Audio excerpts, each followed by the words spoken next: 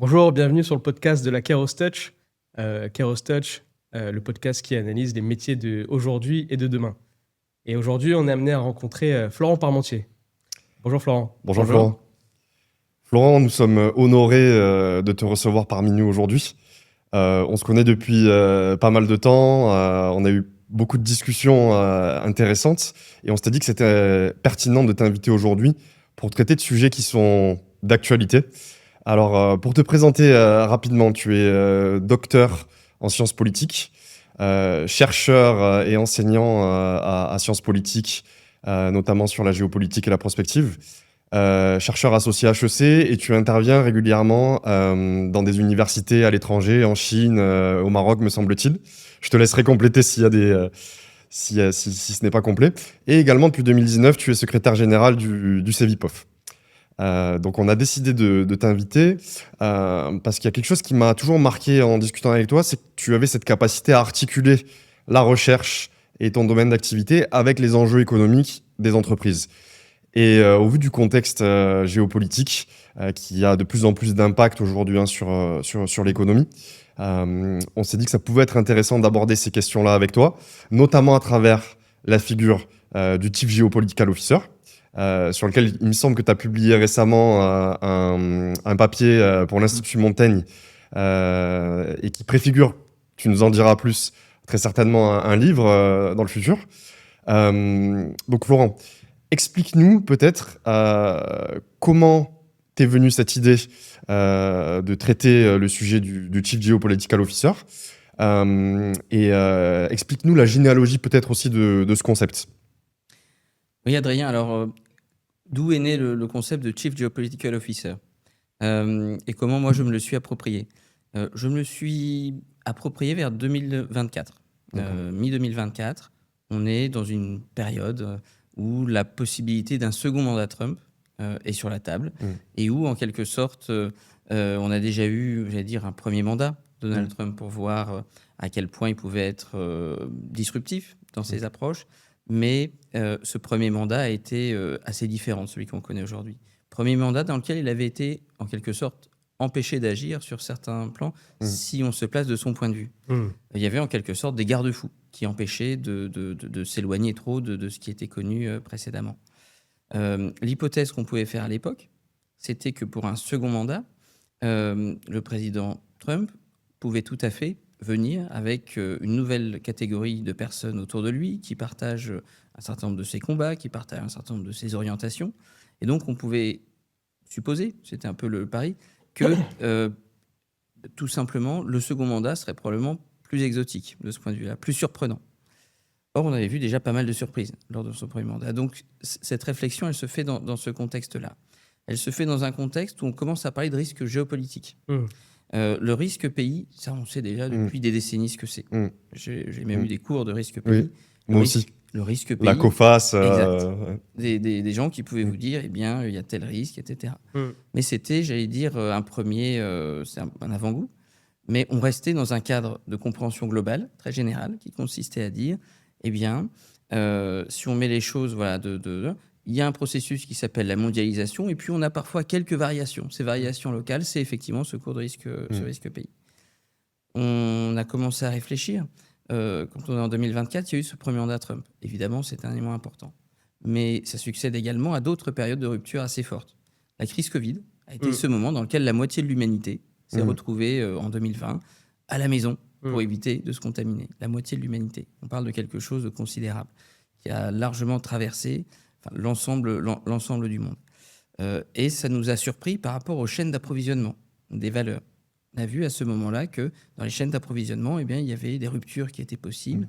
Et on s'était déjà posé la question, on va y revenir, tout simplement de voir si dans la mondialisation, il ne fallait pas s'arrêter en quelque sorte à la case résilience sur le chemin qui est pris. Donc il y a cet élément-là.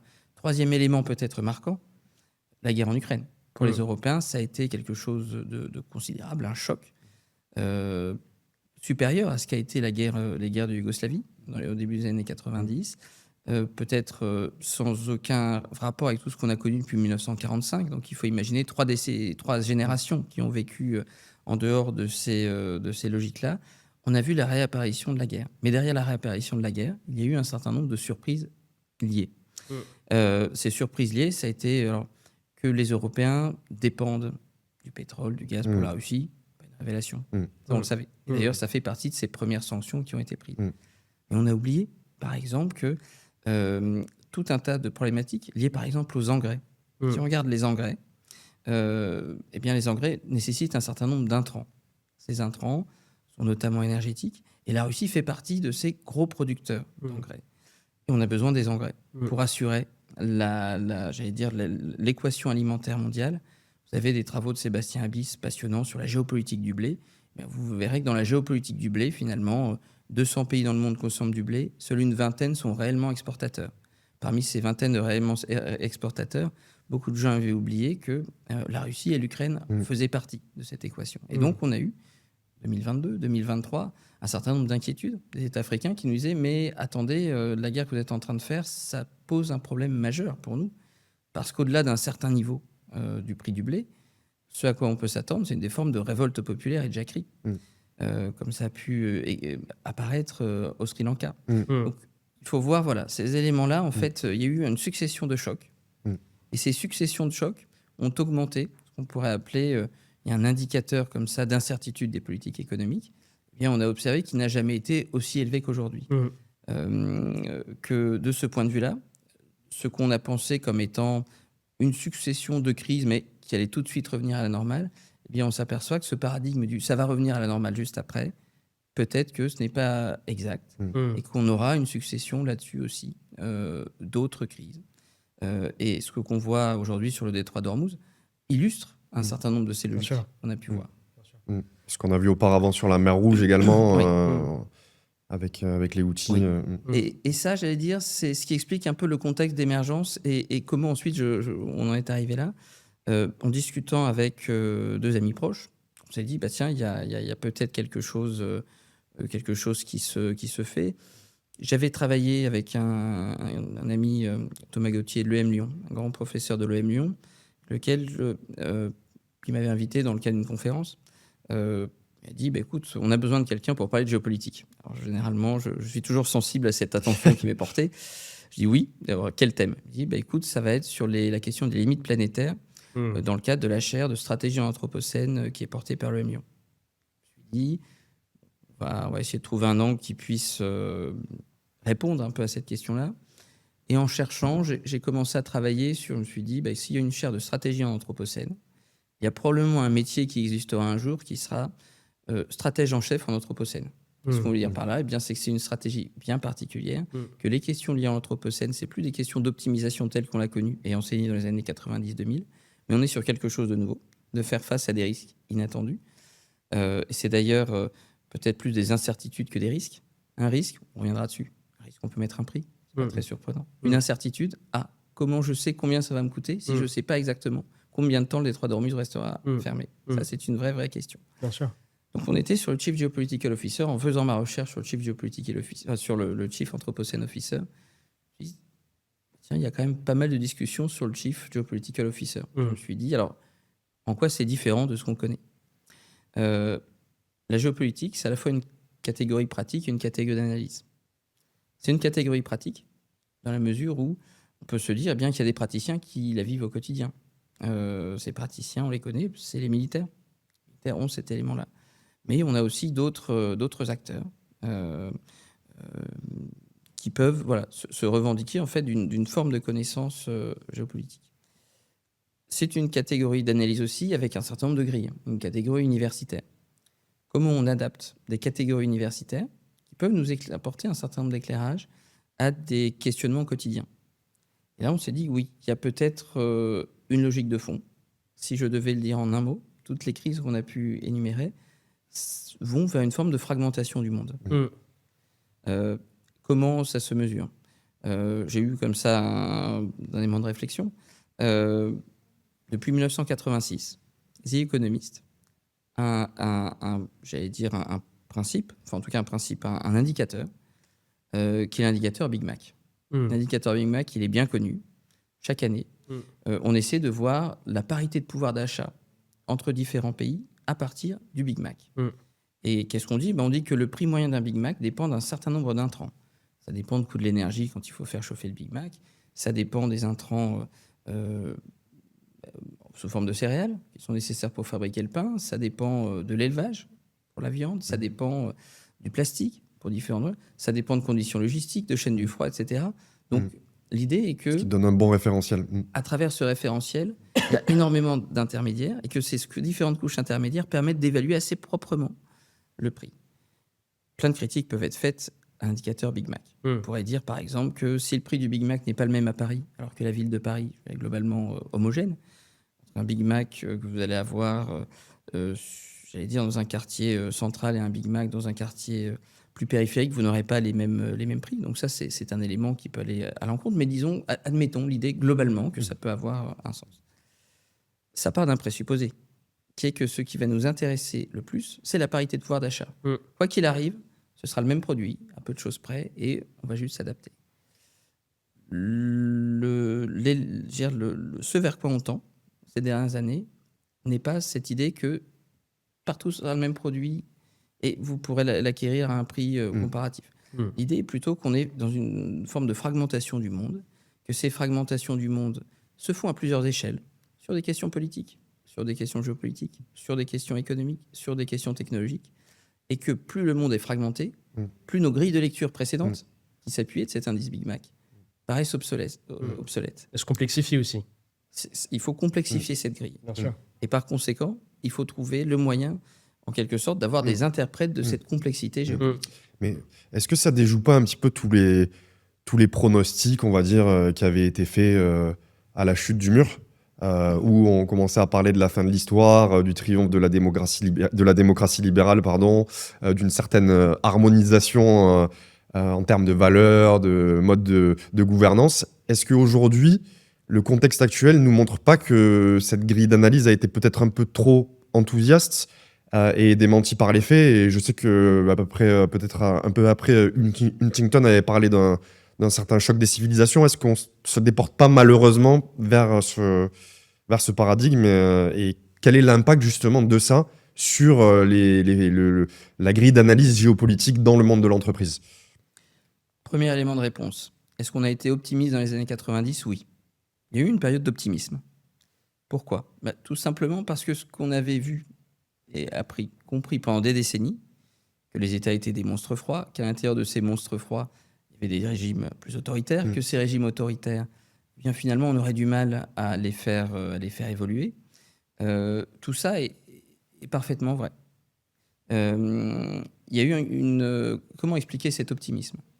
Eh bien, d'abord, il y a une appétence pour la liberté à beaucoup d'endroits.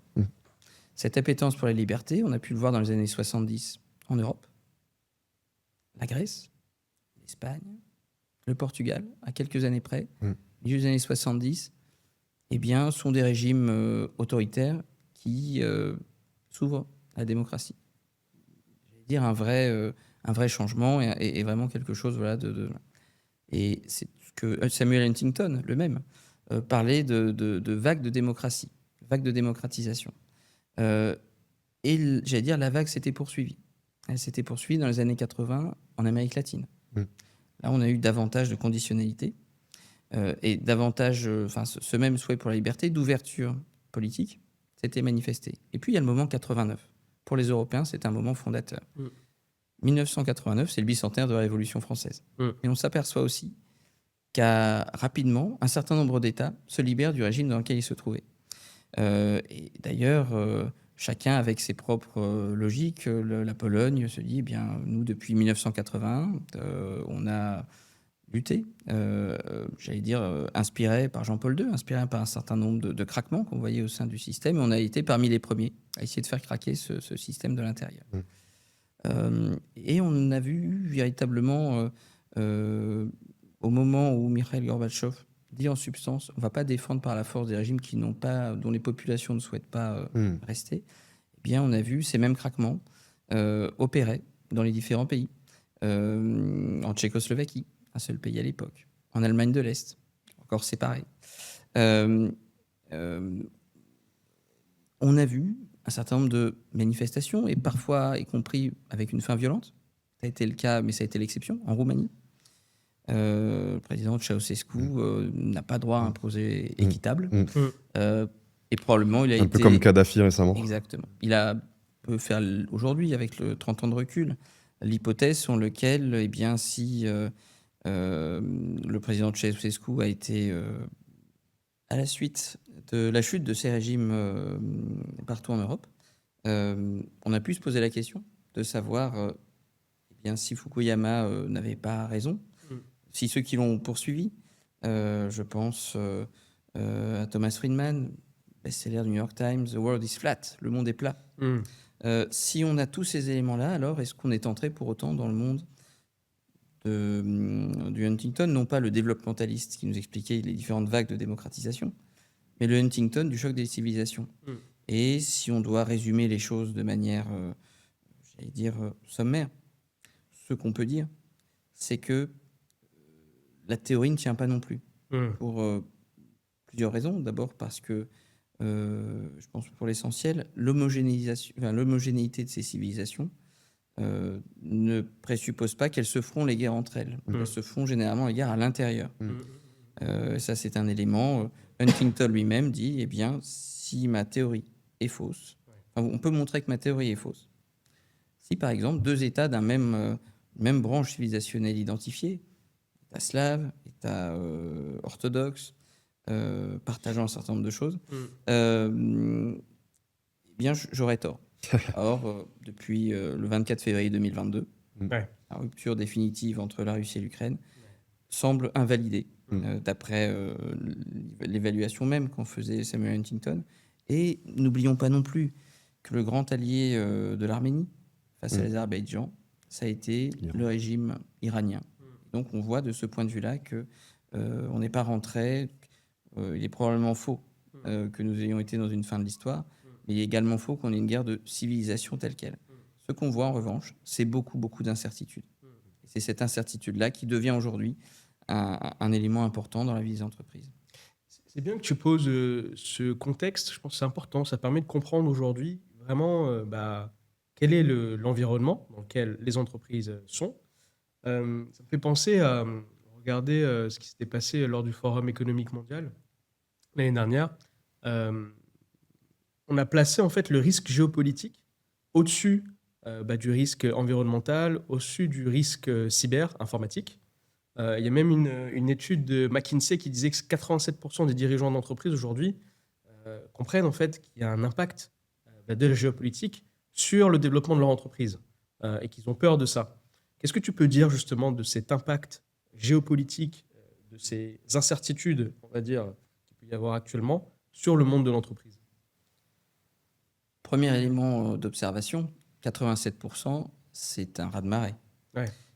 Ce risque géopolitique, ces incertitudes géopolitiques apparaissent absolument évidentes.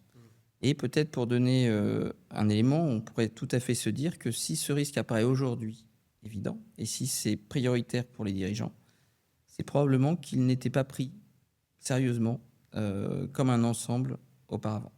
Pourquoi ? Parce que on peut faire l'hypothèse que des gens qui ont une lecture systémique des choses, qui ont une connaissance à la fois des terrains, des technologies, des marchés, des logiques économiques, ne courent pas les rues. C'est un savoir à la fois composite, mais pas que. Il faut à la fois faire du très spécifique et du très structurel, très systémique. Lorsque nous avions publié avec mes deux amis le papier pour l'Institut Montaigne, faut-il un Chief Geopolitical Officer, ce qui nous avait paru évident, c'était que, eh bien, on a eu beaucoup de réactions qui nous disaient en substance, super votre truc, vraiment c'est bien, mais en fait on le fait déjà, nous les Chief Economist Officer, il est capable d'avoir cette finesse d'éléments et de dire je suis capable de mettre un prix sur tel ou tel élément. Et puis on a d'autres personnes qui nous ont dit, eh ben non, moi je suis dans les affaires publiques, et dans les affaires publiques, les affaires gouvernementales, eh bien, j'ai en plus ça des problématiques nationales, puisque je suis à la rencontre des institutions publiques pour traiter tel ou tel élément. La direction juridique nous dit, bon, en fait, la direction juridique, c'est nous. Et la direction juridique, on est là pour voir les sanctions, les éléments. La direction des risques, pareil, risques géopolitiques, vous avez juste ajouté l'adjectif, Moi, j'ai déjà l'essentiel, j'ai déjà le Mm. nom. Donc, ça me fait un 157e risque que je peux rajouter à ma matrice globale. Ouais. Chacun, en fait, s'appropriant une partie de la chose, montre que personne ne se l'est véritablement Mm. approprié. Mm. Et ça nous amène à nous poser la question de savoir comment ça se passe dans cette relation entre des dirigeants qui voient la nécessité, l'urgence d'avoir cet élément géopolitique, et des organisations concrètes Ouais. qui doivent traiter ce risque. Et de ce point de vue-là, on voit qu'il y a des éléments à observer. Ces éléments, c'est que tout simplement, les entreprises doivent aujourd'hui faire face à la fois à une compréhension de ce que sont les dépendances critiques, ce qui peut bloquer leur activité avec le minimum d'effet. Qu'est-ce qui peut faire effet de levier si jamais j'avais un souci particulier qui aurait des conséquences non calculables? Ça, c'est un premier élément. Et au-delà de cet élément de dépendance critique, il y a un autre élément qui est celui de l'exposition au risque dans les différents terrains. Car naturellement, en fonction de vos chaînes d'approvisionnement, vous n'aurez pas nécessairement la même sensibilité, la même vulnérabilité au risque. Et parfois, on peut voir, et c'est un peu tout le pari aujourd'hui, quand on regarde la situation en Iran, c'est que tout simplement, les Iraniens ont compris au premier jour de la guerre qu'en bloquant un tout petit espace, vous êtes capable d'avoir des effets maximum. Bien sûr. Et pour une organisation, c'est parfois plus de l'ordre de l'incertitude que du risque. Le risque, on peut mettre un prix dessus. L'incertitude, on ne sait pas très bien quel va être le degré d'incertitude et ce sur quoi va porter les difficultés qu'on pourra observer. Et est-ce que justement cette gestion de l'incertitude n'est-elle pas également peut-être un avantage compétitif que peuvent avoir les entreprises? Je m'explique, c'est-à-dire qu'aujourd'hui, on a l'impression, comme sur la cybersécurité, que on traite le risque une fois qu'il est déjà arrivé, ou on traite l'incertitude une fois que l'événement est arrivé, on est en réaction. Comment les entreprises pourraient-elles passer en mode anticipation pour en déduire éventuellement des opportunités? Est-ce que tu as des exemples là-dessus? Face à la réalisation d'un risque, si vous êtes uniquement dans la réaction, vous avez une posture réactive. Cette posture réactive, elle comporte un certain nombre de difficultés. Pour la bonne et simple raison que vous n'êtes pas... vous êtes là pour en minimiser les effets. Une bonne manière de procéder consiste à travailler sur un certain nombre de scénarios. Dire, à la manière des prospectivistes, les prospectivistes ne vous disent pas quel sera le futur. Ils vous disent, voilà quels sont les différents futurs possibles en fonction des embranchements qui seront ceux que nous allons prendre. Et de ce point de vue-là, il faut intérioriser cette idée selon laquelle, si vous voulez faire face à des incertitudes, il faut, à travers différents modèles, trouver les moyens d'avoir différents futurs à disposition et de se dire, voilà, quel est le type de décision qu'il faut prendre pour aller vers tel ou tel futur, quel est le type de risque associé qu'on peut connaître et quel est le volume d'incertitude.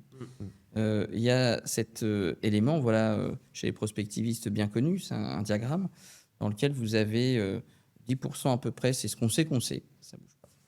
Puis ensuite, vous avez 30% à peu près de choses où vous savez que vous ne savez pas. Vous savez qu'il vous manque tel ou tel élément. Et pour envisager les différents types de futurs, il y a aussi ce qu'on ne sait pas qu'on ne sait pas. On ne sait pas ce qu'on ne sait pas, c'est en fait extrêmement important, majoritaire. Et la seule manière de savoir à peu près faire face, c'est d'avoir une fonction assez préactive ou proactive. Préactive peut-être en premier lieu. Cette fonction préactive, qu'est-ce qu'elle nous dit? Elle nous dit, il faut modéliser, trouver des scénarios pour savoir, si on est jeté dans telle ou telle réalité, comment on fait pour réagir. C'est vrai pour les États, c'est vrai pour les individus, c'est également vrai pour les entreprises. Comment tu vois, toi, Florent, parce que j'ai l'impression, dans le monde anglo, je prends l'exemple, par exemple, d'une banque comme JP Morgan, ils ont monté l'année dernière un centre géopolitique au sein même de leur structure, avec des personnalités politiques comme Condoleezza Rice, Tony Blair. Dans les entreprises françaises, on regardait avec Adrien, c'est vraiment... il n'y a pas ce rôle qui existe. Les entreprises du CAC 40 ne se dotent pas, on va dire, d'un Chief Geopolitical Officer.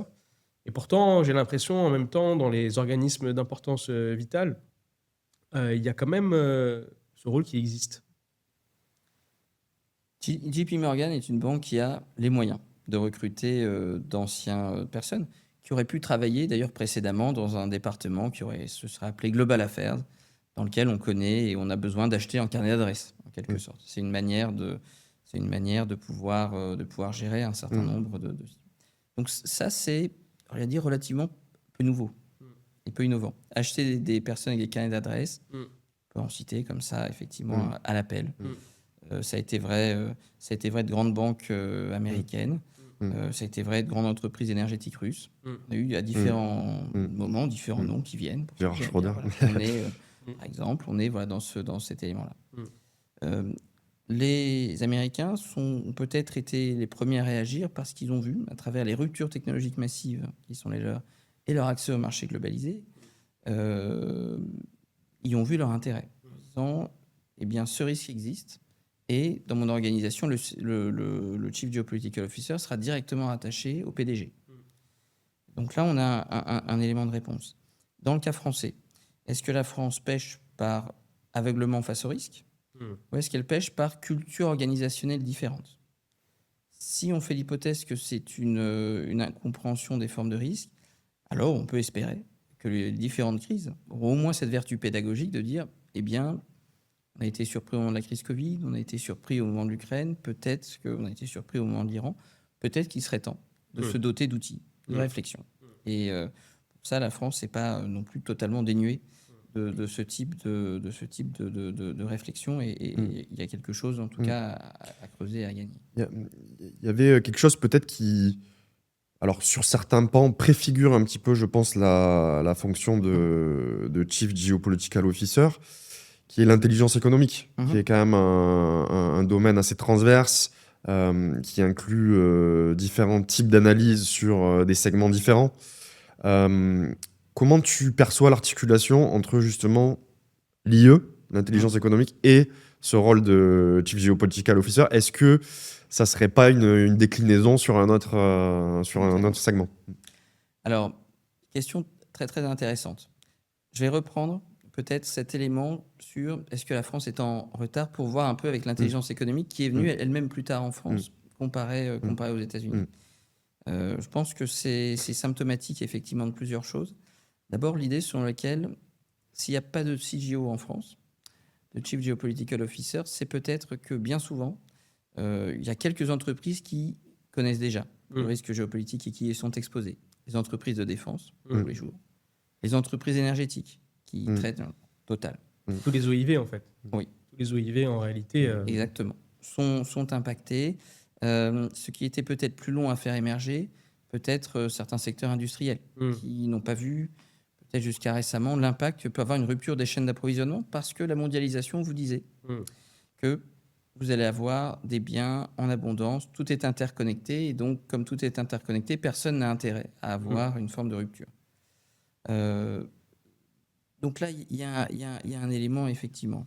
À quoi a servi le renseignement économique, l'intelligence économique? L'intelligence économique consiste à nous dire, en pleine période de mondialisation, ne soyez pas naïfs. Il y a des acteurs qui peuvent tout à fait non pas essayer de maximiser leurs profits comme on apprend dans la théorie dominante, mais plutôt être capable de, sur votre marché, d'essayer de vous faire dérailler. On a eu comme ça les exemples connus d'intelligence économique, c'est de montrer comment tel pays a ouvert un consulat à côté de Toulouse, près de l'usine Airbus, pour être sûr que tel ou tel sous-traitant qui ne coûte pas très cher soit acheté, soit perturbé, de manière à faire en sorte qu'il y ait des retards de livraison de ces... Tout ça, c'était extrêmement utile, l'intelligence économique, pour faire sortir d'une forme de naïveté.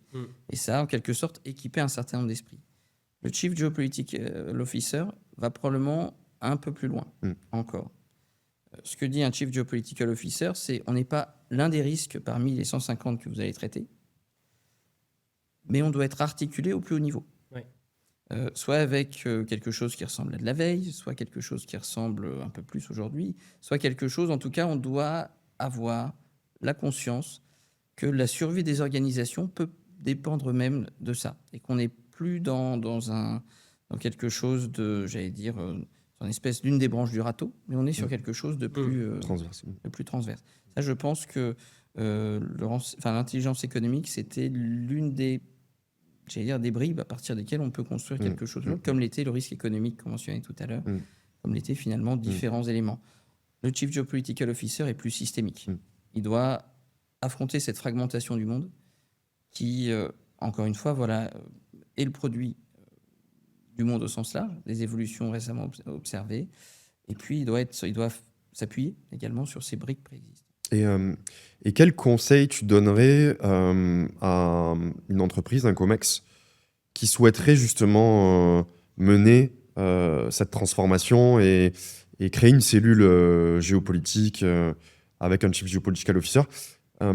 Comment ça pourrait se décliner dans l'organisation? Quel rattachement, quelle gouvernance, quelles interactions avec les autres services? Comment tu verrais le dispositif? Il y a deux manières de travailler sur ce problème. Première manière, vous nommez quelqu'un de transversal. Cette personne transversale incarnera le risque géopolitique. Il ne peut pas le faire tout seul. Et l'idée n'est pas de recréer un think tank au sein de chaque entreprise. L'idée est plutôt de dire, bon, j'ai besoin de quelqu'un qui soit complètement proche des modèles de production et de notre production de valeur, mais il faut aussi qu'il ait un pied à l'extérieur pour comprendre les grandes évolutions et de savoir à qui on s'adresse. Donc ça, c'est un premier. Il faut à la fois qu'il ait une compréhension systémique des choses, mais voir un peu toutes les ramifications possibles et les différents éléments. Donc fondamentalement, quelqu'un qui est un peu à l'intérieur, un peu à l'extérieur, et qui doit être attaché au plus haut niveau, soit au niveau du PDG, soit au niveau du secrétaire général. C'est comme ça qu'on peut imaginer ce point. Et donc, il faut imaginer quelqu'un qui est à même d'éviter ce qu'on appelle le syndrome de Cassandre.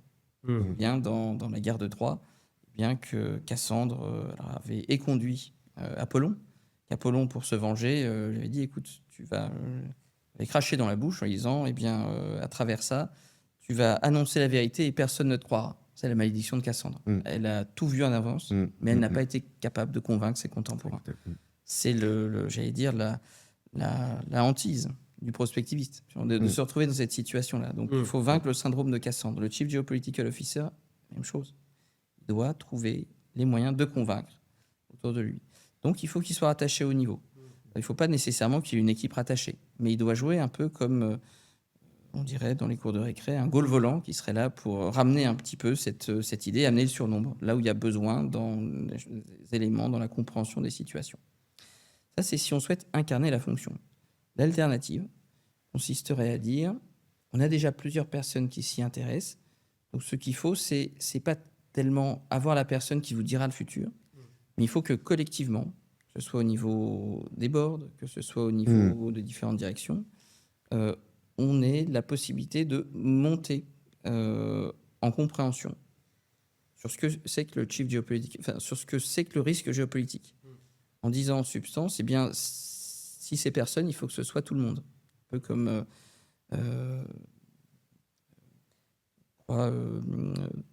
c'était Talleyrand, disait, pas Talleyrand d'ailleurs, ou Sacha Guitry, l'un des deux, ils sont très similaires par ailleurs, l'un a joué l'autre. Il y a une personne qui a plus d'esprit que Voltaire, c'est tout le monde.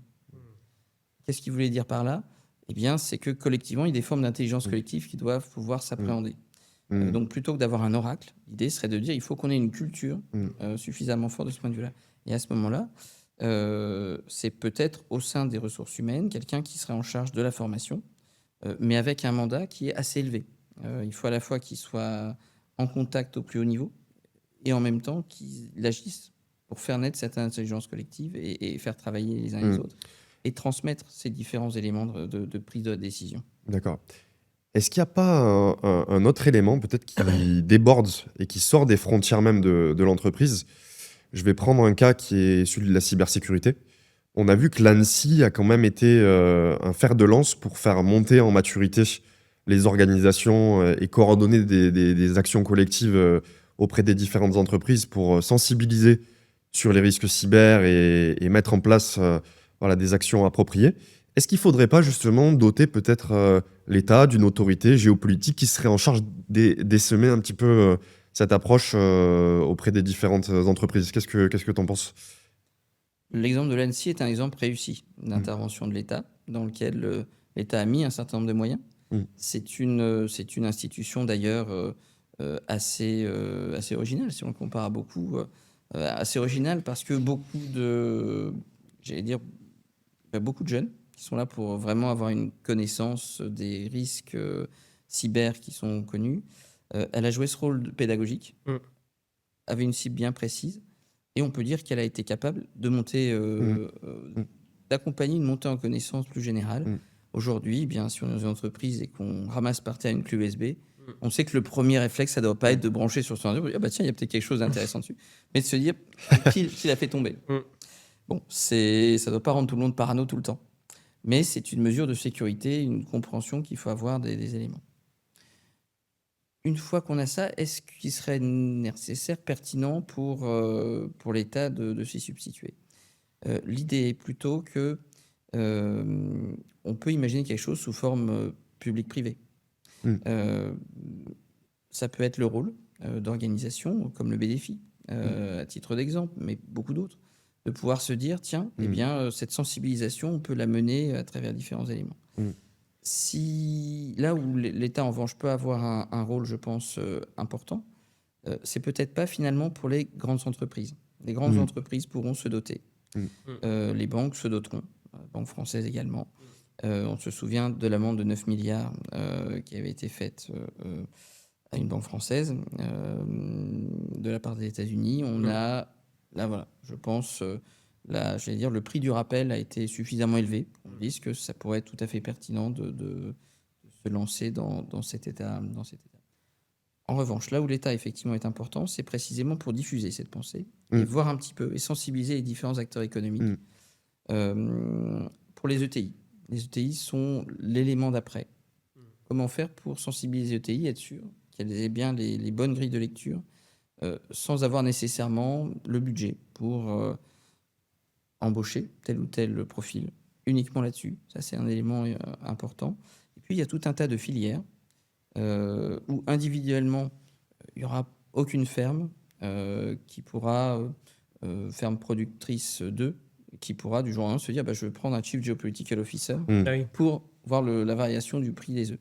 Pour autant, on sait qu'elle est impactée, par exemple, par la production massive et l'importation d'œufs en provenance d'Ukraine, qui déstabilise une partie de la filière. Parce qu'une partie de la filière dit en substance, écoutez, nous, on a un certain nombre de règles décidées au niveau européen, on respecte ces règles, on fait en sorte que le bien-être animal soit important, et vous nous faites exactement le contraire. Donc là, oui, on peut avoir, en tout cas, il y a une forme de sensibilisation à ce type de défi, mais dans les deux sens. À la fois faire remonter les vues, les pratiques de terrain, et en même temps diffuser un certain nombre de bonnes pratiques d'accompagnement, etc. Est-ce qu'on a besoin d'une agence pour le faire? Je pense que la tendance de fond est plutôt de diminuer le nombre d'agences que d'en créer de nouvelles. Donc il faut voir si on ne souhaite pas de créer, comment on fait malgré tout pour prendre en charge et accompagner cette montée. C'est plus que la prise en charge, c'est d'accompagner une montée en compétences. Pédagogie, oui. Exactement. Montée en sensibilisation. Dans cette incertitude géopolitique, on est aussi dans un climat d'incertitude technologique, avec l'IA, tout ce qu'on peut dire par rapport à ça. Comment tu vois, justement, on regardait Mistral, typiquement, fer de lance aujourd'hui français, sur l'IA. En même temps, on voit que Microsoft, en tout cas, a racheté des parts dans les actions de Mistral. Donc, il doit y avoir un lien géopolitique derrière une question de souveraineté française, une question de souveraineté européenne. Comment on peut aborder ce sujet-là avec cette rupture technologique qu'est l'IA? Premier élément, je pense qu'on peut se féliciter d'avoir un champion français. Tous les États européens majeurs n'en ont pas. Et on a suffisamment critiqué la France pour être le seul pays membre du Conseil de sécurité des Nations Unies à ne pas avoir son propre vaccin au moment où tout le monde le développait, pour se dire que cette fois-ci, on n'est pas totalement en dehors du coup. Et là, je pense qu'il y a plusieurs éléments à prendre en compte, qu'il y ait des prises de participation d'entreprises étrangères ou d'étrangers, tant que ça reste, j'allais dire, relativement, tant que ça reste minoritaire, il n'y a pas de risque de perte de souveraineté, etc. Technologique. Ça, c'est un élément. Mais il faut y être attentif. Là où il faut être attentif aussi, c'est sur les bons leviers de l'État. Les bons leviers de l'État, qu'est-ce que c'est ? C'est à mon sens de mettre en avant le type d'IA qu'on souhaite voir. Et ça, c'est une démarche de souveraineté, de dire voilà un petit peu quels sont les éléments. Et l'autre partie et l'autre démarche de souveraineté, ça commence à se voir, c'est de faire en sorte que, puisque Mistral AI respecte les attendus d'une IA souveraine, à savoir ne pas transbahuter nos données dans un pays étranger, si on va au bout de la démarche pour Mistral AI, il est normal que dans nos contrats, dans nos appels d'offres, dans les appels d'offres publics, on mentionne un certain nombre d'obligations qui sont proches de ceux de l'acteur. Autrement dit, c'est pas nécessairement l'action de l'État la plus efficace parfois, c'est précisément de jouer sur les appels d'offres, parce que ça va créer des modèles d'affaires qui ensuite pourront passer à l'échelle. Beaucoup plus que d'essayer de créer un nouvel Airbus de l'IA. Airbus a marché et c'est un grand succès et on faut s'en féliciter. Mais ça a peut-être été fait à un moment et dans un élément où les règles du jeu n'étaient pas forcément les mêmes. Aujourd'hui, la vitesse est la règle du jeu. Et donc, permettre à Mistral de renforcer ses compétences avec un grand nombre de cas d'utilisation publique et fléchés, là, on a quelque chose qui, je pense, voilà, l'élément important. On va pas faire du French ou de l'eurobashing parce que c'est contre-productif, mais il y a quand même des choses des fois qui interpellent. Je m'explique et j'aimerais bien avoir ton avis là-dessus. Prenons le cas de Mistral, mais on peut prendre le cas d'autres sociétés ou d'autres contrats qui ont été passés récemment. Souvent, c'est basé sur des cloud providers qui sont américains. Donc Azure ou AWS. Et on sait que ces cloud providers sont soumis à la réglementation du Cloud Act. Et je pense que c'était Snowden, mais tu me diras si je me trompe, mais qui avait révélé qu'effectivement, il y avait des capacités d'extraction extrajudiciaire de données, et notamment des données qui sont sur les cloud providers américains. Comment aujourd'hui on fait pour prendre en considération ce risque, de ne pas être naïf, là-dessus, et pourquoi OVH, par exemple, n'est pas systématiquement privilégié par rapport aux cloud providers américains, parce que je voyais, je ne sais plus quelle officine de renseignement ou de l'armée qui avait travaillé avec Azure également. Enfin, ça me paraît dangereux quand on sait ce que les Américains font après des données. En effet, le premier élément serait de dire qu'on ne peut pas avoir,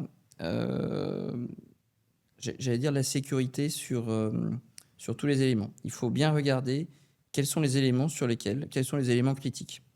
Toutes les organisations ont des vulnérabilités. La question est de savoir quelle est la vulnérabilité critique, celle qui vous fait tomber. Et si on s'aperçoit que la vulnérabilité critique se joue au niveau de la possession de la donnée et de l'utilisation extérieure de la donnée, alors il faut considérer que d'autres facteurs qu'on aurait pu mettre en avant, le prix, la qualité de l'avancée de ce qu'on peut faire par des données. Parce que ce qu'on va vous dire, c'est que les trois plus grands hébergeurs de données internationaux américains ont un niveau de service que n'ont pas encore leurs concurrents. C'est avéré. Mais, renversons la question, jusqu'à présent, on n'a pas favorisé ces acteurs nationaux. Si on favorise les acteurs nationaux ou européens, l'échelle se joue là. Et si on dit que ça fait vraiment partie de ces éléments, c'est-à-dire que si vous voulez acheter, il faut acheter des solutions qui respectent les règles européennes, Euh, alors, tout simplement, il faut pouvoir se dire aussi que par l'accès au levier d'appel d'offres, vous renforcez des acteurs, vous leur Hmm. permettez de faire des solutions de marché. Pourquoi ça n'a pas été le cas avant? Tu peux expliquer? Est-ce que c'est un contexte réglementaire trop important? Peut-être manque aussi de compétences technologiques? Je ne pense pas en soi, parce qu'on forme de très bons ingénieurs Mm. aujourd'hui en France et en Mm. Europe. Comment tu expliques le fait qu'il y ait un gap Mm. sidéral aujourd'hui entre entreprises américaines, Oui. entreprises asiatiques? Aujourd'hui, on le voit en Chine. Oui. Il y a des gros qui arrivent, Alibaba, ils ont Oui. leur propre, c'est un cloud provider aussi. Mais en Europe, comment tu l'expliques justement ce gap? Croyance dans les solutions américaines, croyance dans la fiabilité des solutions américaines et absence j'allais dire, de conscience et d'importance de ce que doit être l'autonomie stratégique européenne. Deux exemples peut-être, ou deux éléments de réponse. Premier, dans le cas français, on s'est rendu compte que les discussions sur l'autonomie stratégique européenne, c'est quelque chose d'ancien du côté français. Dans le premier mandat Trump, on a commencé à voir une émergence chez nos collègues européens. Ah bah, finalement, c'était peut-être pas totalement idiot votre truc. Et puis, élection de Joe Biden. Et là, tous les projets commencent à tomber à plat. Donc ça, c'est un élément important. L'autre élément de comparaison, c'est la Russie. La Russie, dans les années 90, aucun investisseur étranger un peu sérieux se dit, bah tiens, c'est le bon endroit pour investir. Notamment dans le net. Vous avez des travaux aujourd'hui intéressants sur le RUNET, l'Internet russe. Et qu'est-ce qu'il nous dit? Plusieurs choses. D'abord, il y a des lois en Russie pour dire que les données nationales doivent être hébergées sur le terrain national.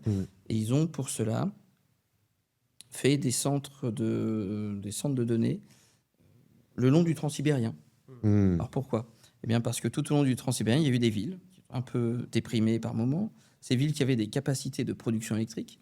Et donc, il y avait à la fois des villes dans des régions plus froides, avec des capacités électriques existantes et des éléments locaux. Résultat, dans les années 90-2000, la Russie a pu protéger son écosystème. C'est pas Yandex beaucoup plus fort que Google. On pourrait citer comme ça, Adna Klasniki est beaucoup plus fort que Facebook. Donc on voit qu'il y a eu, de ce point de vue-là, il y a eu véritablement la possibilité d'avoir un écosystème et de le protéger.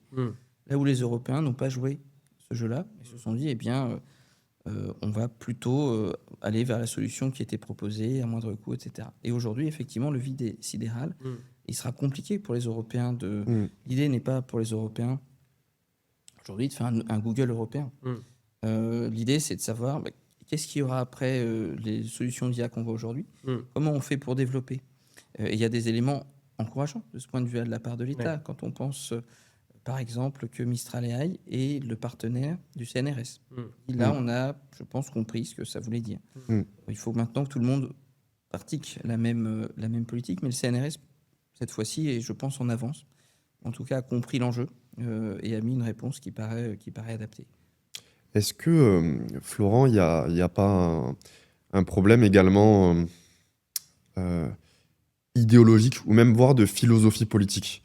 Je m'explique. Je pense que la France, l'Union européenne a subi quelques orientations plutôt d'ordre néolibéral ou ordolibéral sur l'aspect normatif. Quand en face, si je prends l'exemple chinois par exemple, depuis Deng Xiaoping, on s'ouvre à l'économie de marché, mais avec une stratégie de protectionnisme éducateur. C'est-à-dire on va se servir de notre coût du travail qui est plus faible pour pouvoir derrière produire à moindre coût. On va faire du transfert de compétences et apprendre. On va développer notre marché intérieur. On va redévelopper les routes de la soie. Et on va quand même protéger notre économie. Et je crois qu'ils suivaient un petit peu les préceptes de Liszt. Et j'ai l'impression qu'aujourd'hui, si on prend les grands acteurs du monde de la technologie et qui arrivent à être souverains, c'est des pays qui ont su avoir cette approche avec des différences, hein, parce qu'aux États-Unis, c'est différent. Mais qu'est-ce que tu en penses? Est-ce qu'il n'y a pas un problème aussi peut-être d'idéologie, de choses dans lesquelles nos élites ont été bercées, des mythes qui, au final, se sont avérés peut-être un peu contre-productifs? C'était effectivement l'idée au Mm. cœur de tout ça, selon laquelle la mondialisation pouvait être régulée Mm. dans un sens plus large. Et si on regarde la situation dans laquelle on se trouve aujourd'hui, oui, il semblerait que les choix qui ont été faits dans les années 90, 2000, il faut se souvenir de ces moments dans lesquels un ancien patron parlait de cette idée de faire une industrie sans usine. Mm. Tous ces éléments-là de discours ont eu un effet sur le réel. Et on s'est dit, eh bien, il y avait une forme de rationalité de la part des Européens qui s'était construit comme un ensemble normatif, de se dire qu'il fallait étendre au reste du monde les préférences normatives Mm. dans un cadre multilatéral qui était celui de l'OMC, qui est une idée assez largement européenne finalement. Mm. Et de voir comment l'OMC pouvait elle-même avoir ce rôle-là. Donc il y a eu effectivement une question, de préférence. Mm. Il y a des préférences politiques qui aujourd'hui s'avèrent assez difficiles à maintenir. Mm. Et de ce point de vue-là, oui, quand on fait la comparaison avec les partenaires internationaux des Européens, il est quand même frappant de voir que l'Europe n'a pas été, à 500 millions d'habitants, un demi-milliard, n'a pas été capable d'avoir une entreprise comme Samsung, d'une population, la Corée du Sud, qui est 12 fois moins grande. Là, il y a quelque chose de tout à fait, de tout à fait étonnant.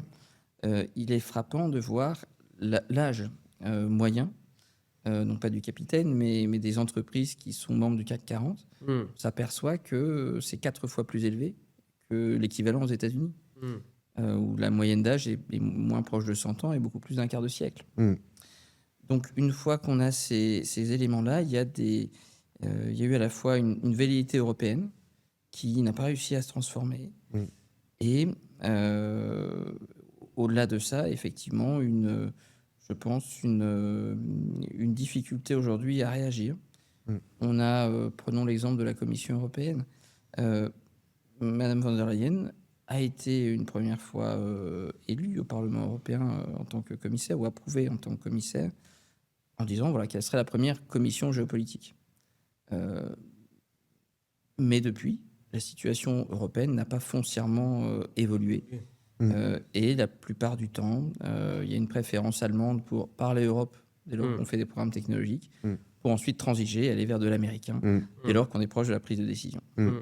Et c'est vrai que tu soulèves un point qui est crucial, c'est que j'ai l'impression qu'aujourd'hui, on essaie de parler de souveraineté européenne avec des États qui privilégient parfois leurs intérêts nationaux au détriment de l'intérêt continental. Je lisais une publication, c'était il y a un an et demi, je pense, de l'école de guerre économique, qui analysait un petit peu les pays qui avaient mené des opérations de guerre économique à l'encontre de la France. Et on pouvait s'attendre la Chine, la Russie, etc. dans les premiers. Mais en fait, il s'avérait que c'était l'Allemagne et les États-Unis qui étaient dans le top 3. Je ne me rappelle plus exactement du classement. Est-ce que ça dénote pas de quelque chose de structurellement malsain, peut-être, dans la manière dont les choses sont articulées? Je crois qu'un empereur romain avait cette fameuse phrase méfie-toi de mes amis, mes ennemis, je m'en charge. Et qu'est-ce que ça voulait dire? Ça voulait dire effectivement qu'il y a beaucoup de choses qui sont sous le seuil, forme de déstabilisation pour avoir un avantage précis, etc.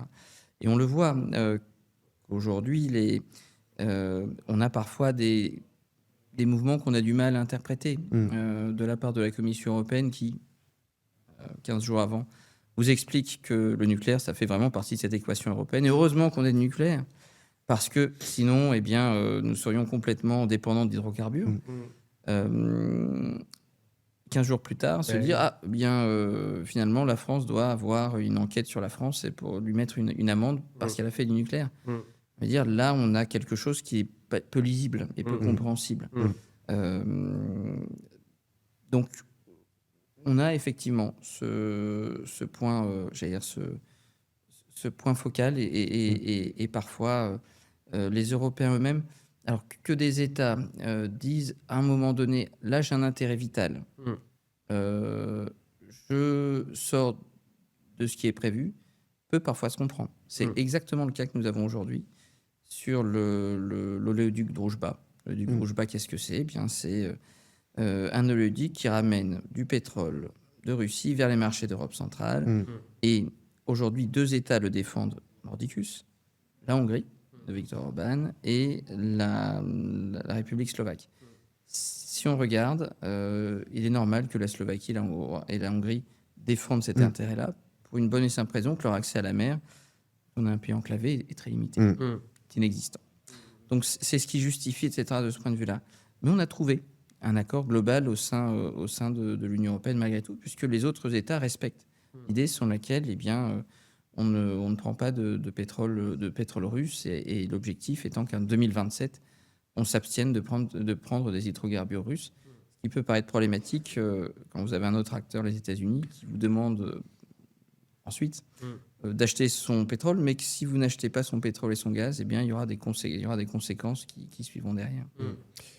J'ai une question par rapport à ça. C'est très intéressant que tu abordes la question des ressources naturelles. Je me demandais, est-ce qu'il est...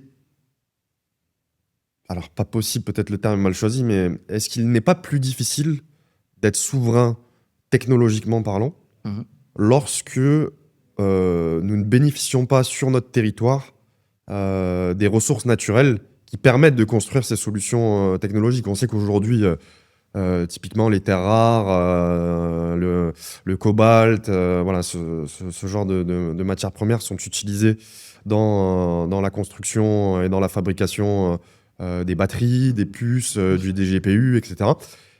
Est-ce que là, l'Europe, s'il y a une crise systémique où vraiment on bloque l'accès aux ressources, est-ce que là, on n'est pas en difficulté déjà et donc difficile d'être souverain parce qu'on est dépendant de matières premières extra-continentales? Oui, avec une particularité là aussi, c'est que la France a été un temps l'un des leaders en matière de terres rares. La question pour des raisons écologiques, après. Il faut se poser, effectivement, c'est des raisons écologiques, mais pas forcément bien pensées. Car en réalité, est-ce que les terres rares polluent? Oui, c'est une industrie polluante. Est-ce que là où c'est produit aujourd'hui, c'est plus ou moins pollué? La question est très souvent, c'est plus pollué. Parce que j'allais dire, les exigences écologiques de l'Europe sont les plus élevées au monde.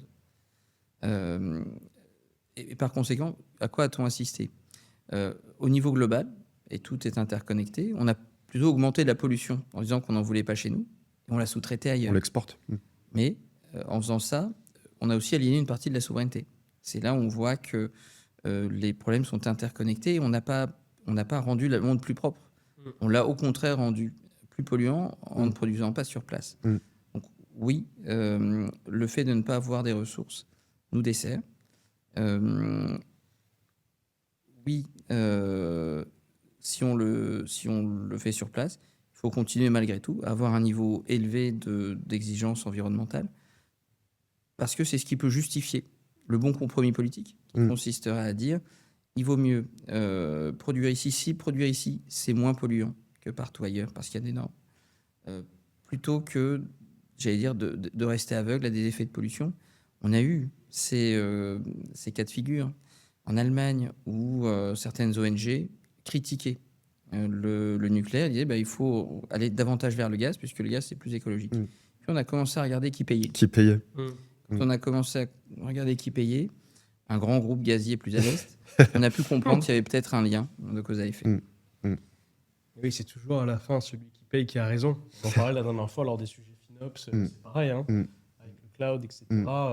On peut essayer de faire quelque chose d'un point de vue écologique et sustainability, mais à la fin, si financièrement ça ne tient pas, on arrête en fait. Exactement. Et je pense que ce qui est complexe aussi, c'est que dans un jeu de mondialisation, c'est le partage du référentiel. C'est-à-dire que, et on l'a vu, je pense, avec Trump, on le voit avec des pays émergents qui risquent de reprocher aussi, en disant à l'Europe, vous nous imposez certaines normes écologiques, Mais vous avez connu votre révolution industrielle. Vous avez pollué, vous avez exporté votre pollution. Et nous, maintenant, on veut se développer, on veut atteindre un niveau de vie confortable. On ne va pas s'en priver. Est-ce qu'il n'y a pas un problème aussi, de référentiel et de temporalité dans ce questionnement? C'est la question de la justice climatique. À quoi on peut répondre à la chose suivante? Premier élément, oui, c'est parfaitement exact. Certains pays ont commencé à plus polluer, mais ils ont commencé à plus polluer. À un moment, il n'y avait pas nécessairement cette conscience. Du coût écologique qui était associé. Est-ce qu'on peut entendre l'argument qui dit du coup, maintenant, j'ai un droit à polluer? La question doit être mesurée. Et je pense que ce qu'on observe, notamment dans le cas chinois, c'est que oui, les Chinois consomment encore beaucoup de pétrole et de gaz. Mais c'est aussi les leaders en matière d'énergie renouvelable. Autrement dit, le coût d'entrée dans la richesse de la Chine est peut-être moins élevé que s'ils avaient suivi exactement le même modèle qu'on a pu suivre par le passé. Donc là-dessus, je pense qu'il faut une certaine dose de pragmatisme. Il faut savoir orienter les bons investissements, les bons systèmes de financement là où c'est nécessaire, voir un peu les limites et les avantages des différents types énergétiques, et puis se souvenir qu'en réalité, quand on regarde l'énergie, ce qui frappe, ce n'est pas le remplacement d'une énergie par une autre, c'est très souvent l'ajout de couches successives d'énergie, puisque plus vous avez d'énergie, plus votre système économique est à même de pouvoir se développer. Florent, revenons-en un petit peu à ce rôle de CGO, du coup. Et notamment, tu parlais des ETI tout à l'heure. Parce que c'est vrai que c'était peut-être moins complexe pour les grosses entreprises, et pourtant, pas vraiment ce poste qui existe.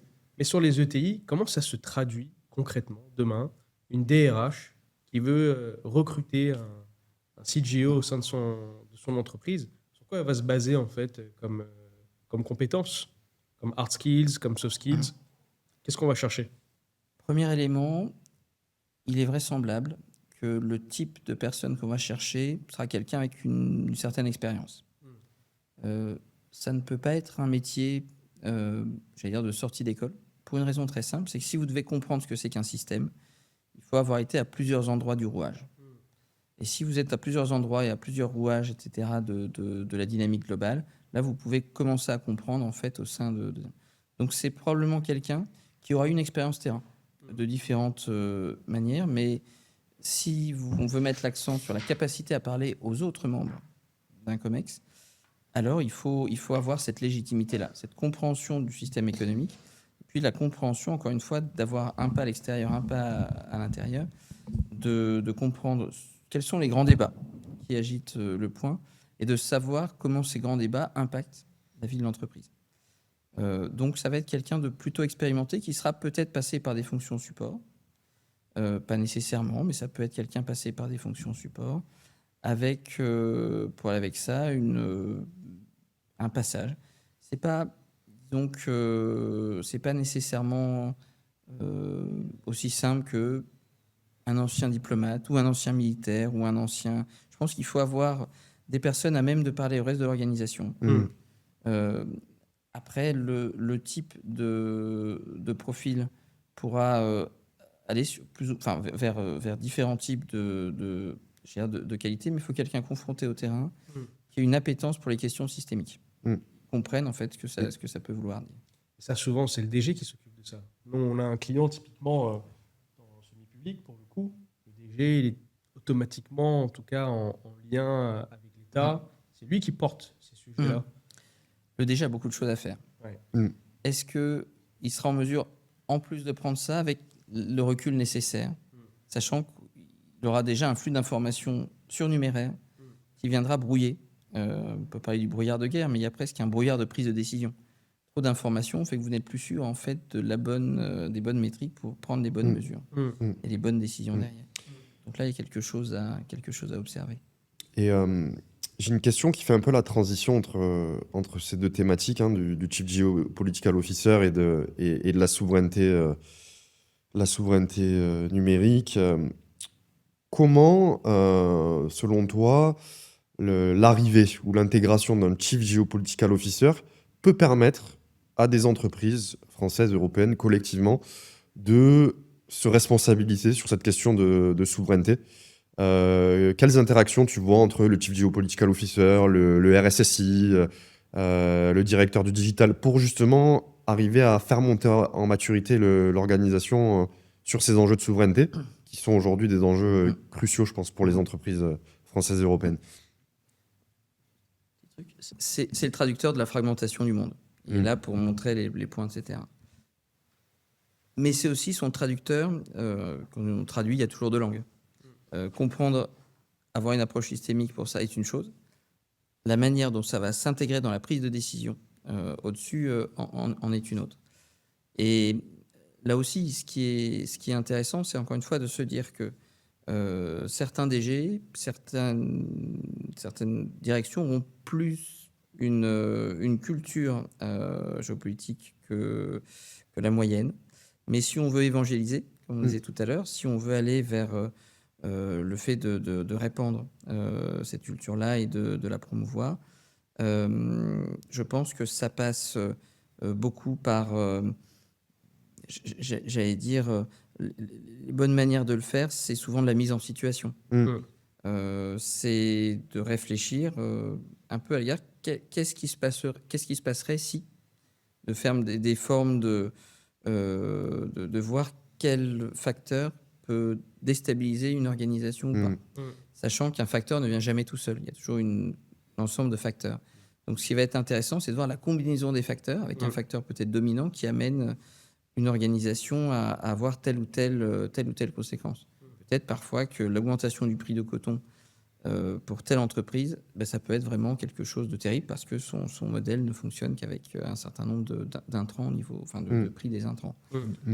D'où la décision, je pense, l'importance, pardon, si demain on a des Chief Geopolitical Officers dans les organisations, de les consulter avant certaines prises de décision qui ont des impacts sur la chaîne d'approvisionnement, etc. Ce qui, je pense, aujourd'hui n'est pas toujours fait, n'est pas toujours considéré. Qu'est-ce que tu en penses? Oui, et ça revient en fait à ce qu'on disait il y a quelque temps, c'est-à-dire si on est dans une posture réactive, on viendra le voir a posteriori pour dire du coup qu'est-ce qu'on fait? C'est ça. Plutôt que de s'être dit, ok, on avait pris le pari de payer un peu plus cher, mais d'avoir une usine à tel endroit en Europe. Est-ce qu'on peut renforcer les capacités de l'usine rapidement ou trouver un équivalent? Ou se dire, tiens, en gros, cette question-là, il faut la garder en tête parce qu'elle est, à mon avis, cruciale. D'accord. Justement, c'est bien cette transition parce qu'on est quand même dans un contexte de guerre hybride aujourd'hui. Oui. On parle de cyber, on parle d'IA, etc. Comment toi, tu vois justement l'impact de tous ces conflits géopolitiques? Aujourd'hui, on est confronté à ce genre de choses. Et en même temps, ça change complètement en fait la manière pour ces différents États. Tu parlais tout à l'heure de civilisation. Et dans ces civilisations, des États qui sont la guerre. Comment aujourd'hui tu peux voir ça? La question de l'IA est particulièrement fascinante, à au moins deux niveaux. À la fois pour l'évolution du monde, mais aussi pour la manière dont on va appréhender cette évolution du monde. Si je regarde dans l'évolution du monde, de manière assez célèbre, Vladimir Poutine avait proclamé en 2017 l'IA, celui qui maîtrise l'IA maîtrise le monde. Et on avait cette idée. Alors ça avait permis à l'époque de vendre beaucoup de cette idée sur laquelle l'IA est véritablement quelque chose de géopolitique. Rien de tel qu'un acteur de premier plan pour faire passer cette idée, un peu comme le sont finalement ces acteurs de la tech qui aujourd'hui se sont rapprochés du président Trump. OpenAI. Exactement. Ce qui n'est pas le cas ce qui n'est pas le cas d'Anthropic pour le coup. On l'a vu lors du forum de l'IA à Delhi. Oui. Les deux, que ce soit Sam Altman ou je crois comment il s'appelle, le boss de Anthropic, Miro Dei, je crois, c'est ça. Ils ne sont pas serrés la main. Oui. Pourtant, ils ont travaillé ensemble. Oui. Etc. Donc, un vrai sujet aussi philosophique, même éthique. Et de ce point de vue-là, on voit, peut-être à l'époque, ce n'était pas encore si évident, mais la guerre est souvent un accélérateur de l'histoire. La guerre en Ukraine a vu en particulier des utilisations de l'intelligence artificielle sur le champ de bataille qui n'existaient pas par le passé. Et on voit bien, là aussi, comment, selon que Starlink supprime l'accès au courant ou laisse un accès, comment ça peut avoir des conséquences extrêmement importantes dans le renseignement et dans la manière de faire fonctionner le champ de bataille. Autrement dit, le champ de bataille de 2026 n'est plus celui de 2022.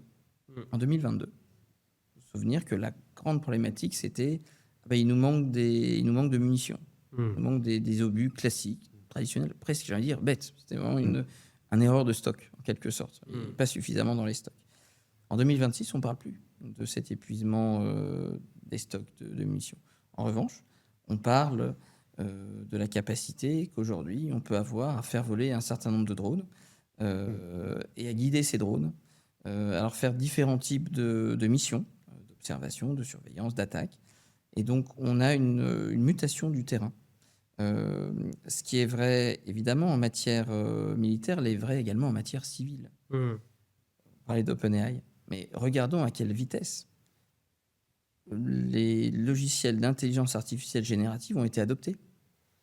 Comparons le rythme d'adoption par rapport au rythme d'adoption du téléphone, de la télévision ou même d'Internet. On est sur quelque chose de massif et très rapide. À 1 ou 2 ans d'écart, j'allais dire, même l'apprentissage ne se fait plus de la même manière. Un étudiant aujourd'hui dans une classe prépa d'ingénieur pourra se servir de l'intelligence artificielle comme des répétiteurs, de manière à renforcer sa capacité à comprendre les choses. Autrement dit, explique-moi de manière imagée, simple, comment je dois comprendre tel concept issu de la physique ou issu des mathématiques. Il y a 2 ans, un étudiant n'aurait pas utilisé ce même fonctionnement. Donc là, on voit que les usages évoluent très très vite. Et dans le domaine civil, au-delà de cet usage qui peut être soit à titre personnel, soit à titre professionnel, ce dont on s'aperçoit, c'est que ça finit par avoir des effets collectifs importants. Si chacun d'entre nous utilise l'IA pour remplir telle ou telle mission, alors il y a des pans entiers de la chaîne de valeur qui vont disparaître. Est-ce qu'on a besoin de l'influenceur à Dubaï? Si vous pouvez avoir votre propre influenceur gratuitement et le faire depuis chez vous dans votre salon. Ça, je pense que ce sont des éléments de réflexion assez larges et qui induisent des formes de dépendance technologique. Celui qui aura la meilleure IA, eh bien, probablement aura une partie du narratif avec lui. Quand on parle de guerre hybride, on parle beaucoup de narratif, de fait d'imposer en quelque sorte une forme de vision du monde. On est dedans. Et on est dedans. Et la vraie question, c'est est-ce que ça va être vraiment les plus forts qui vont s'en tirer parce qu'ils ont la plus forte capacité de calcul ou est-ce qu'au contraire, on va voir une multitude de ces discours se multiplier parce que le coût d'entrée pour avoir un discours articulé et le mettre en avant a baissé. Là, c'est une vraie question pour l'avenir. Et parfois, on peut estimer parfois que les deux logiques vont impliquer en même temps. La vraie question, c'est de savoir à quel moment ça aura un impact ou pas. Ça peut se combiner. Ça, c'est sur le champ de bataille. Sur l'IA en matière de Chief Geopolitical Officer, est-ce que ce métier sera d'ores et déjà condamné parce que remplaçable finalement, comme beaucoup de choses, on dit en général que tout ce qui passe, si vous pouvez le télétravailler 5 jours sur 5, c'est que vous êtes un flux d'informations que vous pouvez remplacer. Et ça, l'élément, à quelques années, vous pouvez être remplacé. C'est un élément important de compréhension. L'IA permet à la fois de saisir beaucoup plus de choses et de faire tout ce travail de veille qui était auparavant, je veux dire, fait à la main, en suivant un certain nombre de choses, etc. Vous pouvez l'accélérer. Vous pouvez aussi, et peut-être ça c'est l'élément le plus intéressant, passer d'une approche où ce qui faisait la différence avant, c'est la veille. Je pense à cet ouvrage sur les super prévisionnistes qui est publié il y a 5-6 ans. Et en substance, c'est bien les super prévisionnistes ont des manières d'archiver l'information, de la comprendre, de la voir, etc. Qu'est-ce qu'on va être sur des gens qui savent faire une bonne veille, veille utile, voir ce qui est, j'allais dire, l'élément un peu, l'élément léger, en fait, le signal faible, le décerner, en fait, ce tout petit son dans un bruit généralisé. C'est possible. L'IA permet surtout, je pense que c'est plus important, de modéliser un certain nombre de changements possibles. À partir du moment où vous modélisez, vous avez plusieurs résultats, il faudra malgré tout, et peut-être que l'IA pourra vous dire ça a 70% de chance d'être plutôt ça que ça. Mais ça reste une probabilité. Autrement dit, quand vous dites, eh bien, il y a 70% de chances, à l'heure où je vous parle, où ce podcast, à l'heure où nous parlons, est bien enregistré. Eh bien, s'il n'est pas enregistré, on peut dire, écoutez, je l'ai prédit, il y avait 30% de probabilité. C'est ça le fonctionnement probabiliste. Et donc, ça, je pense que la modélisation permise par l'IA va aussi nous aider, à la fois dans la capacité prospective qu'on peut avoir, mais également dans la capacité de déceler, d'essayer d'anticiper le type de risque géopolitique auquel nous allons être confrontés. Et sur l'aspect plutôt négatif, on va dire, en fonction de comment on l'aborde, de l'IA comme potentiel accélérateur de nuisances. Je m'explique. On parle de guerre hybride. On a vu au cours des dernières années, depuis je pense les années 2000, 2010 et 2020 qui ont été assez révélatrices à ce sujet, l'emploi de plus en plus massif des cyberattaques. Je pense à Stuxnet notamment, qui visait, c'est d'actualité, hein, mais qui visait à l'époque les centrales nucléaires iraniennes. Je pense également à TV5 Monde, par exemple, qui avait été attaqué sous faux drapeau par Daesh, et en fait on s'est rendu compte que c'était le GRU. Et là récemment, il me semble que c'est en décembre 2025, mais peut-être que je me trompe, on a vu qu'il y avait eu la première cyberattaque intégralement réalisée par l'IA, par Anthropic.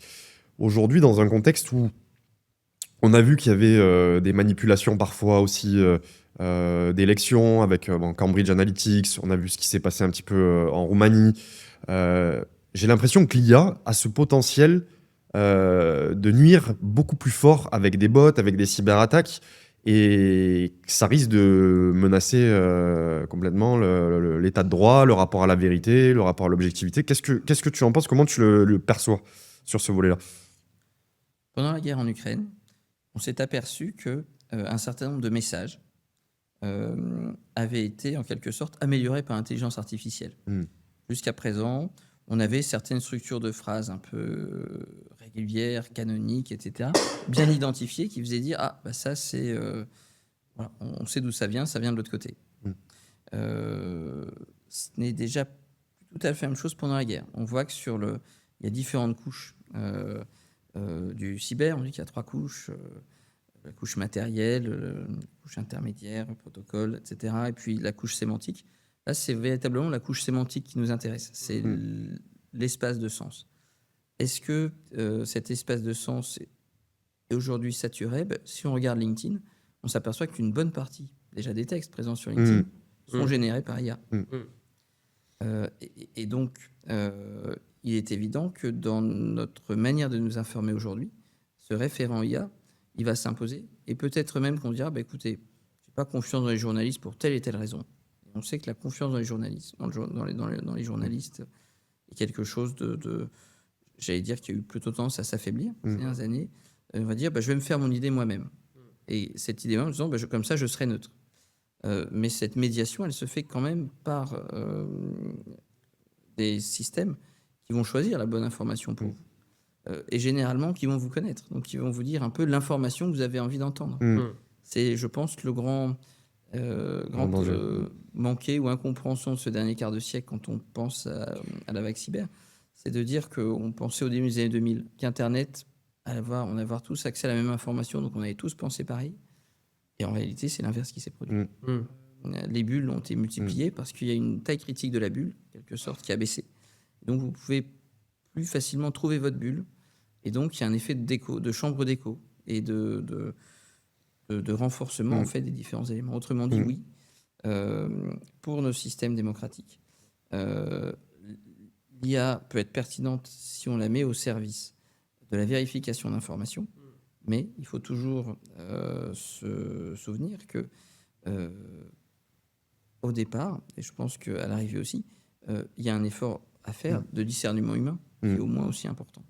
Plus important. Est-ce que tu crois qu'un président comme Trump, justement, qui vient du monde du business, pour le coup, a très bien compris ces enjeux-là, quand il s'entoure en fait des grands dirigeants de la tech? Dis-moi ce que tu en penses, mais c'est un cas quand même assez rare, parce qu'on ne voit pas d'autres, en tout cas, États qui peuvent aller jusqu'à là et qui investissent beaucoup là-dessus, en fait. Mhm. En Europe, c'est pas trop le cas pour le coup. Il y a clairement 3 mondes qui se Mm. superposent, hein.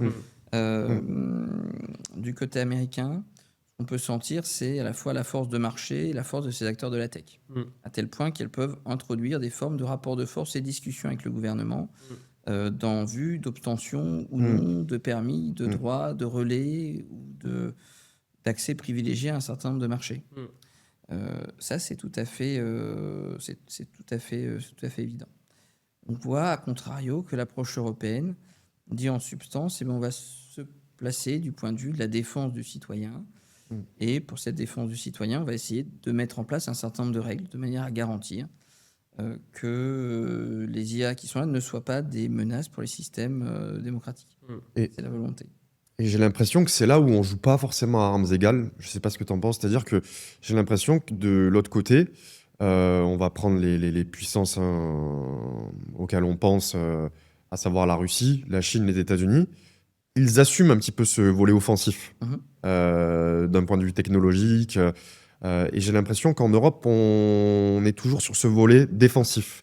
Et peut-être que c'est fait, mais ça n'est pas dit. Mais qu'on n'assume pas non plus totalement l'intérêt de basculer dans un mode offensif d'influence et d'utiliser la technologie comme une arme de puissance, de puissance géopolitique. Qu'est-ce que tu en penses? Comment tu différencies les approches? Il y a une véritable difficulté du point de vue des Européens. Les Européens ont de bons ingénieurs, de bonnes écoles, souvent des entreprises de taille importante. Ils ont accès à un grand marché. Et qu'est-ce qui cloche?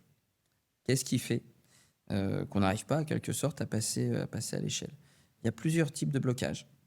Mais peut-être l'un d'entre eux a été assez bien identifié par un groupe qui s'appelle le JEDI, le Joint European Disruptive Initiative. Quelle est l'intuition du fondateur de cette initiative? Eh bien, ça a été de dire, en quelque sorte, la chose suivante. Si je compare ce que les Européens ont mis en matière de budget de recherche ces 5 dernières années avec ce que les États-Unis ont mis dans la DARPA sur 60 ans, quand je compare les effets concrets et tangibles, technologiquement, des avancées, on s'aperçoit que les États-Unis, le programme DARPA était extrêmement efficace. Alors, donc ça veut dire quoi? C'est plutôt un message d'optimisme. Ça veut dire que ce n'est pas qu'une question de moyens. Peut-être aussi une question de venture capital, sans doute. Mais pas que. La raison pour laquelle, avec moins d'argent, la DARPA a fonctionné, c'est que la DARPA vous dit en substance, eh bien, je vais vous donner un défi. Ce défi, c'est ça. Et si vous arrivez à faire ça, je vous donne un prix d'1 million. À peu près l'idée, etc. Et comment ça se passe? Eh bien, vous avez plusieurs groupes qui vont se mettre en compétition pour avoir le prix, parce que c'est important d'avoir un label DARPA, et parce que c'est un gage de qualité, etc. Là où l'approche européenne, en matière de recherche, a souvent été, en partie, celle du saupoudrage. Une culture dans laquelle on dit il faut que chaque État ait un petit peu quelque chose, donc on va redistribuer, mais on ne va pas nécessairement chercher celui qui fera le plus voler, ou on ne les mettra pas en compétition quand même, mais on aura plutôt tendance à les faire. Cette culture du saupoudrage, elle n'aide pas à la favorisation, à favoriser, ne permet pas de favoriser des approches plus offensives.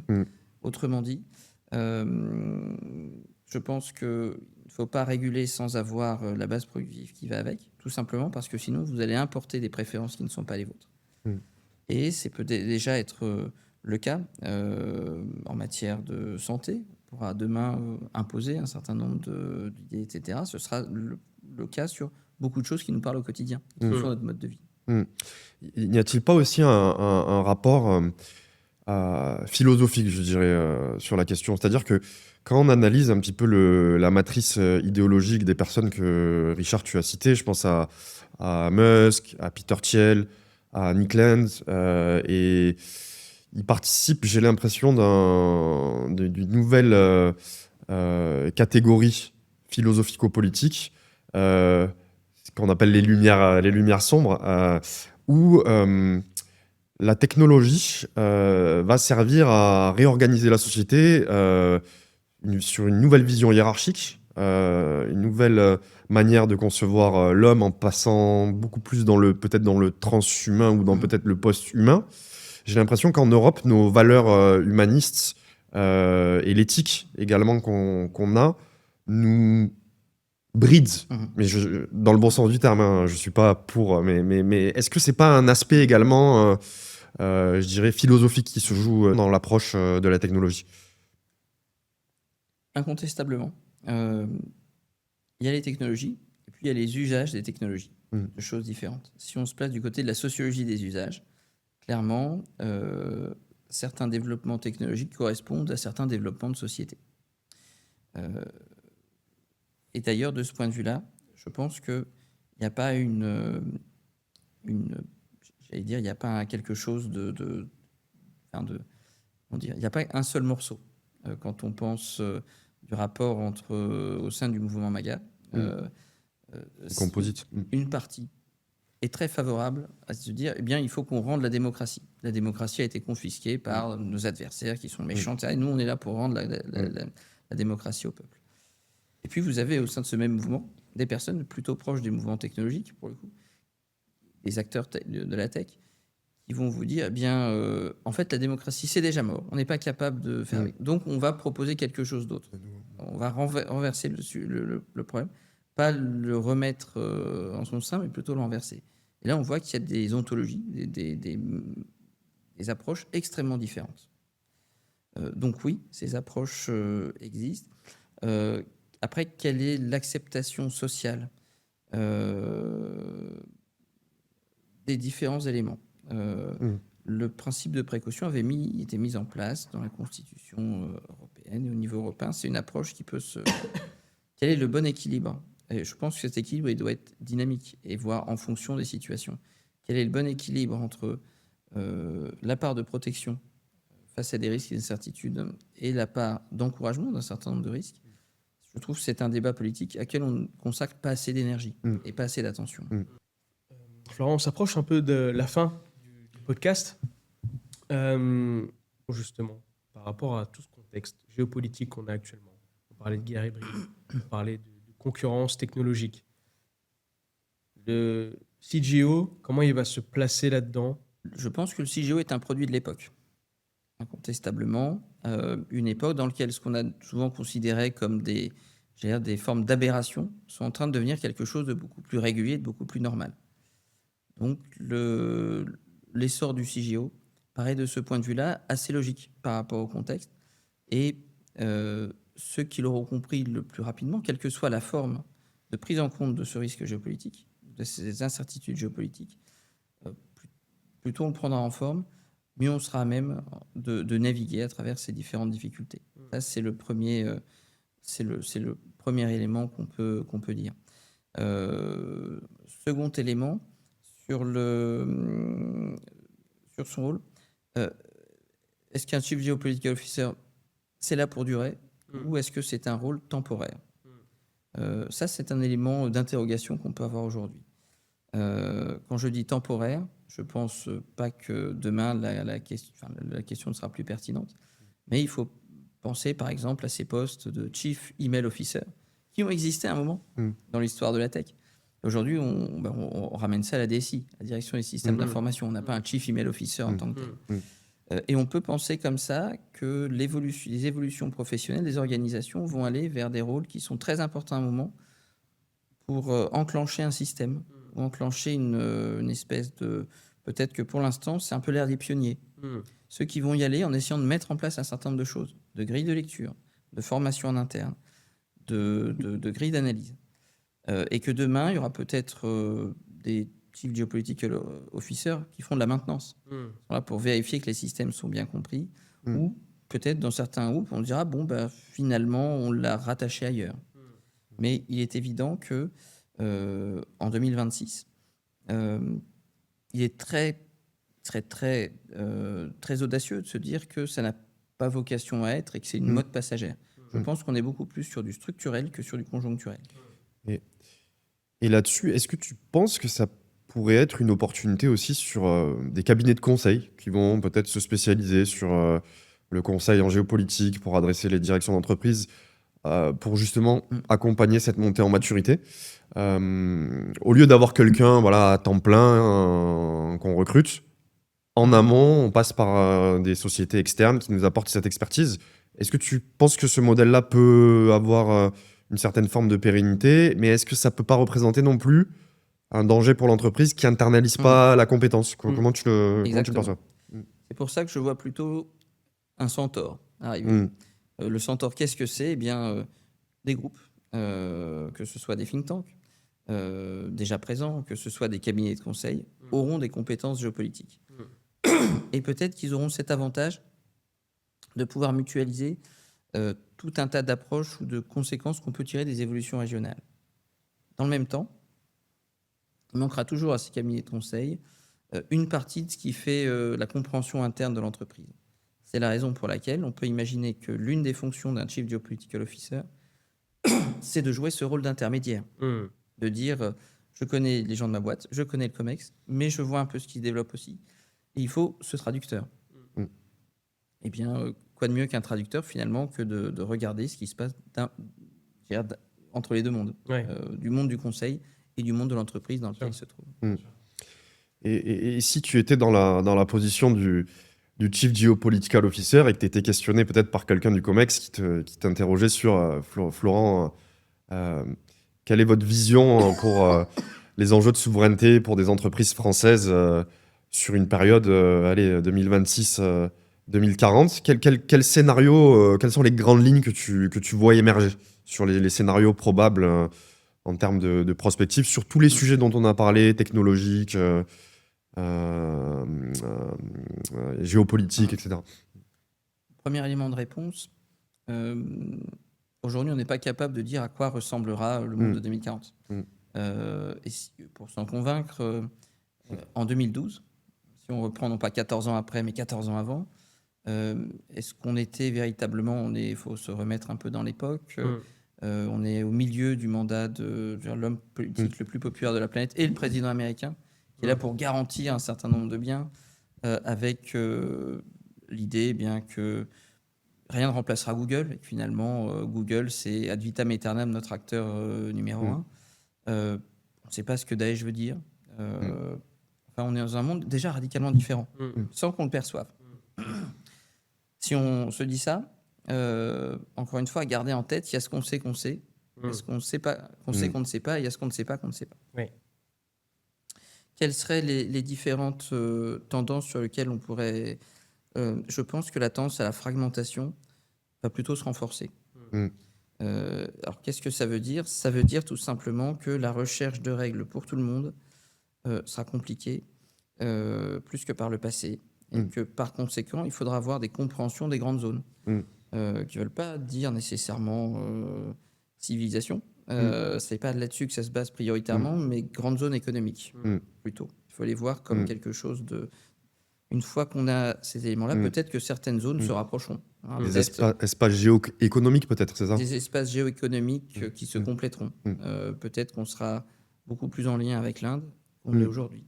C'est vraisemblable, et peut-être que l'Inde aura le même intérêt à se dire eh bien, que face à la Chine, il faut exister avec d'autres leviers.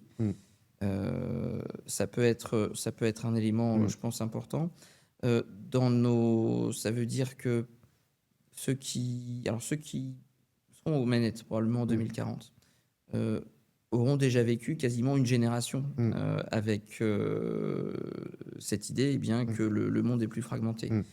Ce qui veut dire qu'on aura peut-être besoin, en sens inverse, de montrer ce qui unit encore les différentes parties. Il faut imaginer le cyclique, et puis il faut imaginer le contracyclique en même temps.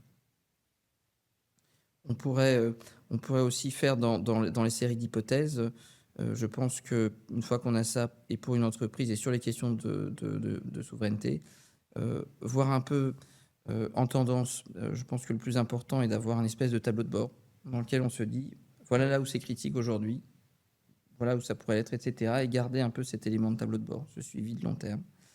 Je pense qu'une fois qu'on a ces éléments qui permettent de faire la décision, voir un peu les grandes tendances aujourd'hui, mais encore une fois, qui ne seront pas forcément révélatrices que celles qui seront là dans 14 ans. Et une fois qu'on a ces éléments-là, prendre en compte l'accompagnement humain qu'il faudra faire. Je pense que l'investissement sera important. Quelle sera, enfin, et surtout, est-ce qu'on sera déjà sur quelque chose d'après l'IA, d'après l'IA générative? Là, on voit le monde à travers les quelques entreprises d'IA générative. Est-ce que demain, le quantique va nous amener à radicalement changer encore nos perspectives en matière cyber, parce que beaucoup plus de capacité de calcul. Donc ça veut dire on peut être beaucoup plus défendu et beaucoup plus attaqué en même temps. Et comment les systèmes politiques vont réagir par rapport à ça? Pour l'instant, on va dire, et pour ce qui nous concerne, le défi des démocraties jusqu'à présent était que c'est soit trop long, soit trop court. Qu'est-ce que je veux dire par là? C'est que pour prévoir le monde en 2049, ce que fait la Chine, se dire, voilà, les 100 ans de la République populaire de Chine, bon, ils ont une stabilité extrême qui permet de prévoir. Les Européens sont moins à l'aise là-dessus. On a vu que notre grand projet pour 2050, c'était zéro carbone. et on voit comment c'est remis en cause quelques années seulement après. Donc, comment mais à contrario, les démocraties ont aussi un problème avec le très très court terme. Le très court terme, c'est le temps du tweet. C'est l'espèce de polarisation interne, continue, permanente, que permet finalement des systèmes ouverts, des systèmes plus démocratiques. Donc, comment se prémunir, j'allais dire, préserver notre résilience là-dessus, ça, c'est le travail des politiques pour les prochaines années. Ouais, d'y réfléchir. Et j'avais une autre question avant qu'on conclue l'émission, et on a une petite surprise pour toi également avec Richard. Je me rappelle plus de la phrase exacte, tu me diras si je me trompe, mais je crois qu'il y avait un des pères fondateurs de la géopolitique qui disait qui contrôle l'Earthland contrôle l'île monde, et qui contrôle l'île monde contrôle le monde. Est-ce qu'aujourd'hui, et en fait ça m'est venu en pensant à ce qu'Elon Musk disait et ses travaux sur l'espace, est-ce que demain on peut s'imaginer que qui domine l'espace et l'accès aux ressources de certaines planètes domine le monde? Est-ce qu'on peut aller dans cette trajectoire-là pour l'avenir? Qu'est-ce que tu en penses du rôle de l'espace demain dans la géopolitique? Le rôle de l'espace existe déjà aujourd'hui et est probablement sous-estimé. Pourquoi? Bien parce que la plupart des données qu'on a aujourd'hui sur le changement climatique, sur le dérèglement climatique, viennent de l'espace. Probablement, on aura aussi énormément d'enjeux qui vont se développer. On regarde naturellement, ce qui nous parle le plus, à savoir l'arrivée sur Mars. Oui, c'est un élément du spatial. Mais les ballons spatials à 50 km de hauteur, c'est également un des éléments importants. Ce qui est important à observer, et ça va être ça aussi, est-ce qu'on va aller vers un rétrécissement du nombre d'acteurs du spatial ou plutôt un élargissement? Je pense qu'il y aura peut-être, comme toujours, deux phénomènes. La concentration des richesses va opérer, mais le coût d'accès aux utilisations va baisser. Cette guerre de rapidité entre les deux déterminera une bonne partie en fait de savoir comment les choses vont évoluer en vertu de qui et vers qui. Oui, là aussi on peut voir, et les Européens ne sont pas totalement perdus non plus là-dessus, sur les ressources spatiales, et notamment est-ce qu'on aura des terres rares qui viennent de l'espace. Ce qui est intéressant à observer, c'est que les États-Unis sont déjà positionnés là-dessus pour inventer un cadre légal, mais qu'un État qui a une forte tradition minière, qui a des capacités d'investissement, une agence spatiale, le Luxembourg, est aussi sur ce terrain-là. Et donc, pour l'instant, ces dernières années, les Européens ont, semble-t-il, perdu certaines batailles sur le plan technologique. Ce que nous apprend le JEDI, dont je parlais tout à l'heure, European Disruptive Initiative, c'est que il faut tout de suite se consacrer à la bataille d'après. Et les progrès en matière spatiale sont précisément un domaine dans lequel, bien probablement, les Européens doivent avoir une approche, des résultats en tout cas, qui seront assez différents de ceux qui ont prévalu dans le cyberespace. Super. Écoute, merci beaucoup Florent. Merci à tous les deux. C'était passionnant, on a beaucoup appris. On te remercie pour ta pédagogie et vraiment la profondeur des réflexions. Avec Richard, on voulait t'offrir ce petit cadeau. Donc, on te laisse l'ouvrir. Et je pense que ça... Avec plaisir, et merci beaucoup pour le cadeau. Ça rejoint certains éléments dont on a discuté. Et je pense qu'en plus, tu connais peut-être déjà la personne qui a écrit ce livre. Alors, gros suspense, je vais vous dire ça dans 30 secondes. Voilà. Hop. Allez, peut-être un peu moins de 30 secondes. Résiste pas au fait de l'ouvrir. Merci. Alors, pour ceux qui ne le voient pas, Les Lumières sombres d'Arnaud Miranda sur comprendre la pensée néo-réactionnaire. Ouais. Alors, il se trouve que il y a plusieurs raisons pour lesquelles c'est un bouquin que je recommande. Le premier, c'est que le sujet, effectivement, est celui qu'on a pu aborder de plusieurs manières. Il se trouve en plus que je connais effectivement l'auteur, Arnaud Miranda, qui est un docteur du CEVIPOF, docteur à Sciences Po, qui est quelqu'un qui a réussi des travaux brillants. Et il faut le dire aussi, je trouve que ça fait totalement le lien avec l'édition, et c'est une bonne manière de conclure, c'est Gallimard. Gallimard, si c'était un pays, ce serait le pays avec le plus de prix Nobel au catalogue. Mais c'est en partenariat avec Le Grand Continent, une revue que j'affectionne particulièrement. Et Le Grand Continent, eh bien, c'est aussi la preuve que les problématiques qu'on se pose à un niveau local, les questions qu'on se pose, eh bien, doivent être articulées avec les plus grands développements. Un de nos chercheurs au laboratoire, Alexandre Escudier, parle souvent de double résilience, pour parler à la fois de la résilience interne des démocraties et la résilience externe, et comment c'est mené. Ce travail, c'est à la fois la preuve que la géopolitique, c'est important pour la plus grande maison d'édition française, plus grande maison d'édition donc, avec un incroyable catalogue, et le fait que ce soit le premier ouvrage de la collection géopolitique dit beaucoup de l'époque, et fait le lien en quelque sorte avec le Chief Geopolitical Officer, donc je vais m'atteler à la lecture, avec grand plaisir. Par ailleurs, Florent, si tu as des actualités à nous partager. Oui, dans le prolongement de la discussion qu'on a eue aujourd'hui, avec un certain nombre d'éléments complémentaires et nouveaux, on va publier un livre avec deux amis et co-auteurs du papier que nous avions publié déjà pour l'Institut Montaigne, donc Cyril Brett et Laurent Sélaric, je salue par la même occasion. Très bien. Merci encore, Florent. Merci. Merci à vous de nous avoir suivis, d'avoir écouté ce podcast. Vous pouvez nous retrouver sur nos réseaux sociaux et à la prochaine pour un prochain podcast. À bientôt. À bientôt. Merci beaucoup, Florent. Wow.